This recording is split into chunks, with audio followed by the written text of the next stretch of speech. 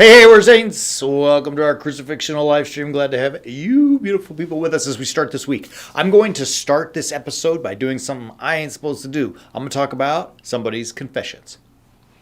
I'm not going to tell you their confessions. I am going to share with you, though, just so we know that in the Orthodox Church, when a priest hears confession that is sacrosanct, we don't ever speak about it to anyone about anything, anytime.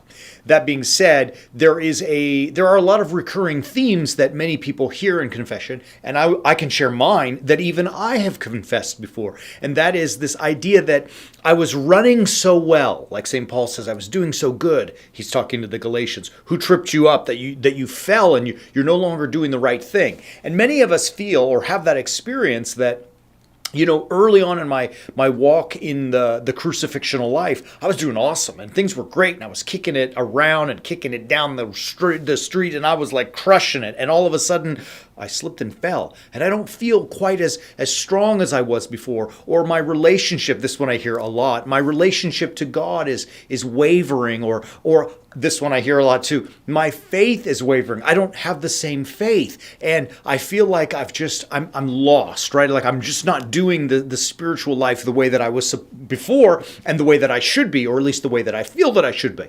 And I see a lot of despondency with that and despair. And I share all of this because in, confession, whenever this does come up, I say to the person, I love it. And they're like, what? Like, you're supposed to tell me how to get out of this, Father. And I say, no, I love it. And I'll tell you why. Because what that says to me is not that you are a bad person, not to me that you are quitting on your spiritual life. If that were the case, they wouldn't even waste their time to come to confession, right? They would just go live their life in this hedonistic style that they feel like they're struggling with. So what's going on? And my response is this: look, you, my friend, are a warrior, and you are now in the thick of the battle. You have leveled up a little bit. And at the second level, it gets harder. At the second level, there's a little bit more assault from the evil one, right? Like, it's not supposed to be, peaches and cream all the way through your life. That's boring. That's mundane. There's no transformation in your life in that. And look. I'm going to tell you something that comes from the Orthodox Christian sacrament of baptism. So for those who are Orthodox, you may be familiar with this prayer. Those who are non-Orthodox viewers, so the way that the sacrament works, it begins with something we call the baptism, which is the actual sacrament of the immersion, followed immediately by the sacrament of chrismation, which is the anointing or the sealing of the man or woman into Christ. And then we hear this prayer. Immediately after that, it says, "For he who is put on thee, O Christ, bows also his head with us unto thee. Keep him or her ever a warrior, invincible of every attack of those who assail her or us, and make them victors through thy crown incorruptible," to the end. Like, look, you're in a war, right? It's a battle. This life that we live, it is not, as I said before, peaches and cream all the way through. It's a struggle. And in some real sense, when I see you struggling, I love it. Not because I want to see you suffer. I mean, obviously, I don't wish for that. But at the same time, I kind of like to see you suffer, because that means you're in the thick of it. You're in the battle. So when you feel like you may have fallen off that horse, it's not necessarily that you have given up on God, right? It's that the battle gets harder. You're in the thick of the battle. You've moved beyond the front line, and now you're at the second line, and it's thick and it's hairy. Listen, I'm going to tell you a story. There was a monk in the, I believe, 5th or 6th century in Palestine, in Palestine, and his name was Abba Dorotheos. And a young monk comes to him and says, "Look, Abba," meaning father, elder, wise one, "why am I struggling so much? Why is the devil making a war against me? Like, I just want to be with Christ. I just am trying to live this life, that I'm called to, but the devil's making war against me." To which the old man responds, which I love this. The old man responds, "The fact that you are being made war against is a sign that you are first making war." Right? Like, I think it's awesome. If you imagine, again, for those who are Orthodox Christians and understand the Orthodox sacrament of baptism, the first thing that we do before we get in the water, before we're sealed with chrismation, before we have this prayer that we're talking about today, we spit on the devil, right? You're saying, let's go. bring it. You started the war. You spit on the devil, renouncing him, turning away from him towards Christ and a Christ-like crucifixion life, right? Like you started it, and you have to expect that if you do that, he's going to bring it. Well, when he does, it feels like we've fallen off the horse.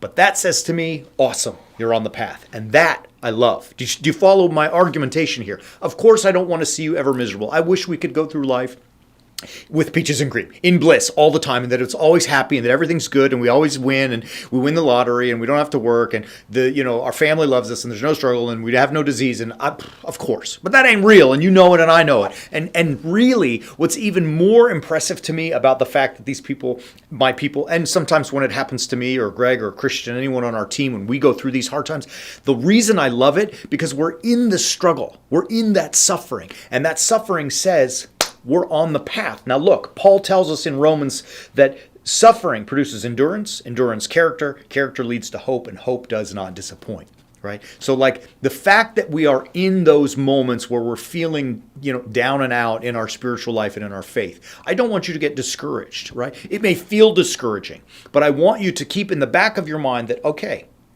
this is happening and it stinks, but it's happening because I'm in the fight.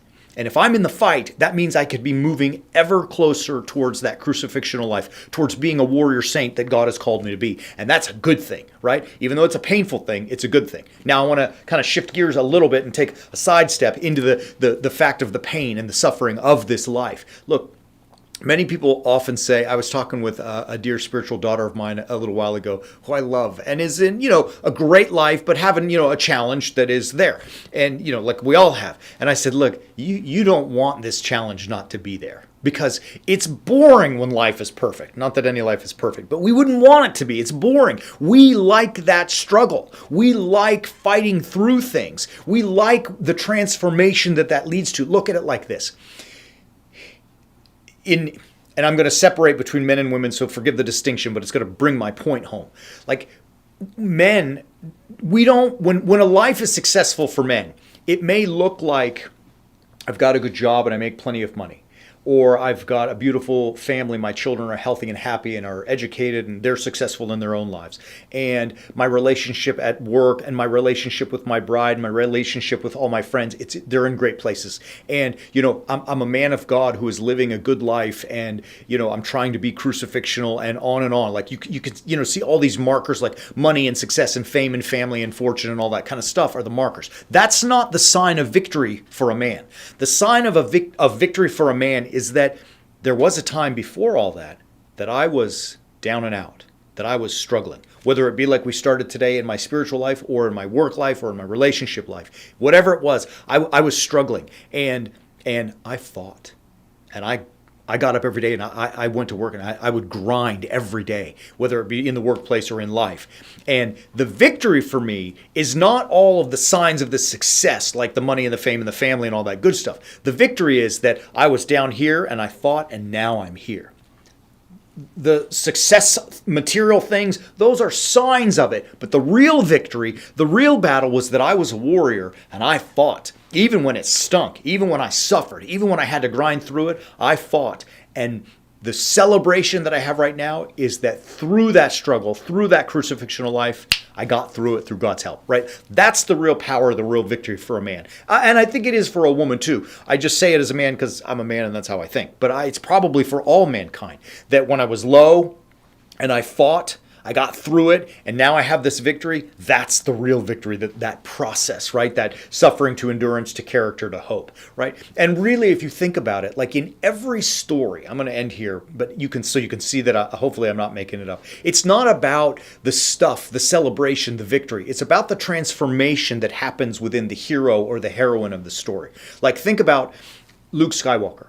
In the beginning, when he is on Tatooine, he's a young punk. Kind of whiny. He wants to join the rebellion, right? And he has to deal with his Aunt Veru and Uncle Owen, and then Ben Kenobi and blah, blah.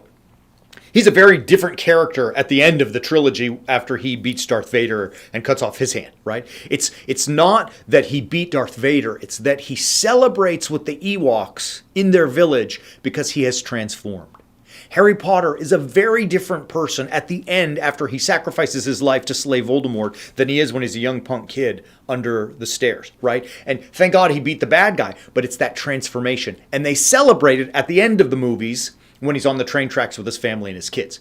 Katniss, who is got to go off to join the Hunger Games. She's very different in her district at the beginning than she is at the end of I think it's the fourth movie, right? I think the trilogy was in 4 parts.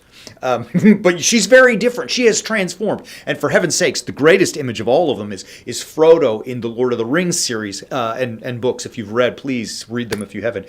He is happy and joyful in the beginning, but then he goes through all of the chaos of just trying to destroy the Ring of Power, and he is very different at the end. And even in the celebrations at the end of the trilogies, he's transformed. The victory is in that transformation. All right, all of this rambling to say that when you are in the thick of those feelings of despondency and despair because you've fallen off the horse and are no longer in your spiritual life the way you want it to be, realize that that's one step in the process of your transformation, of becoming somebody different, of becoming somebody better, of becoming a warrior saint. You have to endure that and go through that. Because you're enduring it does not make you bad, doesn't mean that you are no longer a lover of God and someone who wants to be a good Christian man or woman. It means you've leveled up. You're now in the arena. You are a warrior. But God is there to protect you and help you be a warrior, invincible of every attack from him who assails us and us. From him who assails them and us, I should say. Right? You can see all of it kind of come together. All of that to be said, you've got to battle. I mean, it's like what you can't do is give up. What you can't do is lay down and just say, all right, I'm going to accept it as it is. Great. You're in the middle of a struggle.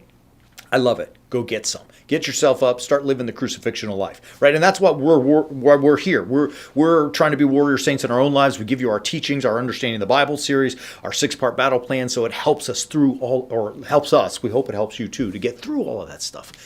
Anyways, I've rambled enough, but I kind of wanted to set that as the tone for this week. We're going to explore it more. Remember, when you feel down and out, like you're not doing the stuff and you're no longer, not doing the stuff that you should be, no longer close to Christ God like you should be, just remember this. Do not quit. It is a part of the process, and I think a good part. It is an indicator to me that you're grinding out the crucifixional life. And I'll say to you what I always say, go get some. I love it. All right, beautiful stuff. I will stop chewing your ear today. We will be back tomorrow, and until then, as always, keep walking on the way of the warrior saint.